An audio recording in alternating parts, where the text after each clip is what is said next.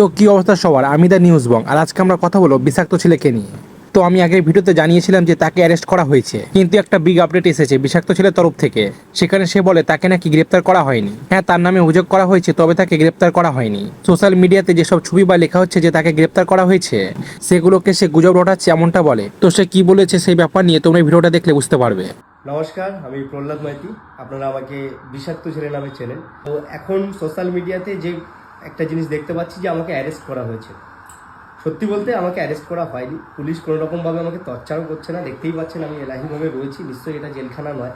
তো আমি জেলেও নেই, থানার মধ্যেও আমাকে পেদানি দেওয়া হচ্ছে না। আমি একটাই কথা বলবো, সোশ্যাল মিডিয়া। নেক্সট আমরা কথা বলবো প্রবাসী কন্যাকে নিয়ে। তো রিসেন্টলি তার কিছু ব্লগ নিয়ে কিছু অডিয়েন্স তাকে খুব হেট করছে। বেসিক্যালি উনি নিজের শাশুড়ি মায়ের মৃত্যুর পর ব্লগ বানায় এবং ভিডিও আপলোড করে, এরপর শুরু হয় ট্রোল আর হেট। অনেকেই তাকে কমেন্ট করে বলে ভিউয়ের জন্য নিজের শাশুড়ি মায়ের মৃত্যুর ব্লগ বানালে। তার কিছু কমেন্ট তোমরা দেখতেই পাচ্ছ, অনেকে সাপোর্ট করেছে, আবার অনেকে হেটও ছড়াচ্ছে।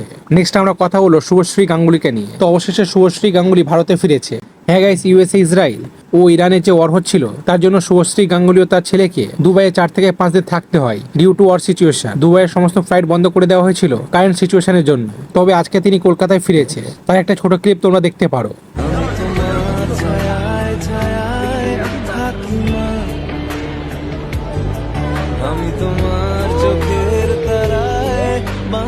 নেক্সট আমরা কথা বলবো ইউকে রাইডারকে নিয়ে। তো কয়েকদিন আগে তিনি ইনস্টাগ্রামে একটি স্টোরি আপলোড করেছিলেন, যেখানে তিনি ক্লেম করেন যে তাকে জানে মারার প্ল্যানিং করা হচ্ছে। এরপর হঠাৎ তিনি নিজের ইউটিউবে 2 ঘন্টারও বেশি একটি ভিডিও আপলোড করেন। সেখানে তিনি সম্পূর্ণ ব্রোকেন অবস্থায় নিজের ফ্যামিলির বিরুদ্ধে সিরিয়াস অ্যালিগেশন করতে করতে বলেন যদি তার কিছু হয় তাহলে এর পুরো ব্লেম যাবে তার প্যারেন্টস আর তার ভাইয়ের উপর। ভিডিওতে তিনি বলেন যখন তার বিয়ে হয় ঋতিকার সঙ্গে, তখন প্রথমে সবকিছু ফাইন ছিল, কিন্তু হঠাৎ করে তার প্যারেন্টস বলতে শুরু করেন যে তারা ব্রাহ্মণ আর তিনি রাজপুতের সঙ্গে বিয়ে করেছেন, তারা এটা এলাও করবেন না। এছাড়াও কিছু প্রপার্টি রিলেটেড ইস্যুসের কথাও তিনি শেয়ার করেন। ভিডিওতে তিনি খুবই ভেঙে পড়েন। সেখানে কি বলেছে তোমরা শুনতে পারো।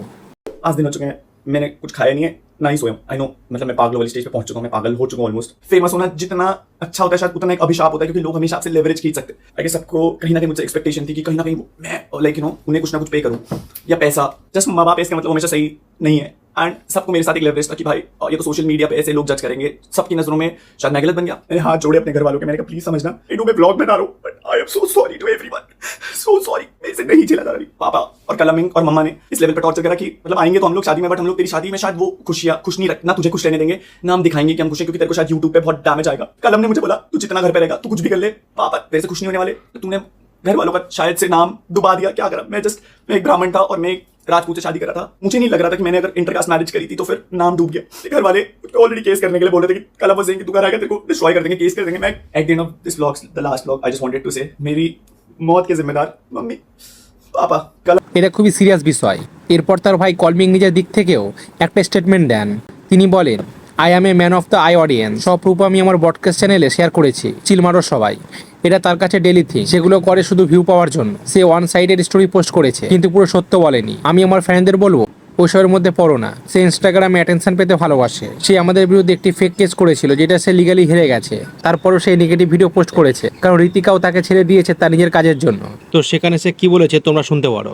रितिका की एक पोस्ट नीचे भेज दूंगा जहां पे शी पोस्टेड मेरी एंड फैमिली की फोटोज बट नॉट ऑफ अनुराग। वो चीजें भी समझो भाई कि कौन यहाँ पे गेम खेलना चाह रहा है। पैनिक होने की जरूरत नहीं है भाई, दिस इज मेरा cheap move of him getting views and Bhavya will disclose his side of story. I hope and I pray to God also कि रितिका सामने आके सच बोले, बिकॉज इफ मेरे को वो चीजें बाहर नहीं पड़ेगी ना, my recordings and all, then इसी इंसान के लिए बहुत बुरा हो जाएगा। एंड आई नो कि अभी जो ड्रामा कर रहा है कैमरे पर होने का, he can't handle the things after जो आएंगी। अगर मैं सारी चीजें डालने लग गया, बिकॉज जो चीजें मेरे पे है रितिका ने खुद एक्सेप्ट करी है, उसके चार्जेस ने खुद एक्सेप्ट करी है। Ritika comes in front and उसे भी पता है भाई उसके साथ क्या क्या हुआ है ना, कि उसके साथ डोमेस्टिक हुआ है, ये सब हुआ है। So Ritika comes in front and says the truth, वो बेटर रहेगा। उसने तो कुछ सोचा नहीं, अभी उसने सब कुछ डाल दिया publicly, but I have to think a lot, because I know भाई she is pregnant and she is going through a lot. And also कि भाई डेट्स डालिए राइट कि अप्रैल से मैंने धमकी दी, मैंने ये करा, then why was he posting मेरी रील्स पे गाना। भाई इफ अगर मैंने आपकी बीवी को डोमेस्टिक में मारा है, मैंने अगर आपको आपकी जमीन लेने की साजिश किया, फिर को कहीं एक व्हाट्सएप चैट तो दिखाओ। आपने सिर्फ बोला है भाई वो चीज कैमरे पे आके रोना, जो आपने सब्जा के टाइम भी किया था, जो आपने आमिर मस्जिद के टाइम भी किया था, जो आपने फोन के स्कैम के बाद भी किया था, जो आपने बिग बॉस के बाद भी किया था, आपने सिर्फ आगे वो चीजें बोली है। So guys also be mature, ये बंदा प्रूफ तो डाले। मैंने प्रॉपर्टी मांगी, गिव द प्रूफ। मैंने उसे धमकी दी, गिव द प्रूफ। उसने आधी चीजें तो खुद ही